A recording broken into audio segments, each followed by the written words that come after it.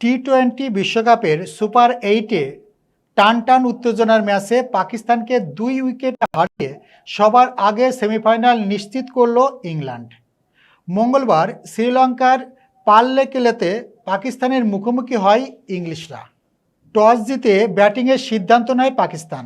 Opener Sahibzada ফারহানের 63 রানের innings ভালো শুরু দেয় পাকিস্তানকে।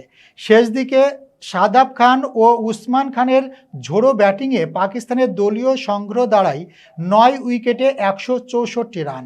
জবাবে 165 রানের লক্ষ্যে ব্যাট করতে নেমে শুরুটা ভালো হয়নি ইংল্যান্ডের। প্রথম বলেই English opener Phil Salt golden duck, আরেক ওপেনার জস বাটলারও ফেরেন 2 রানে।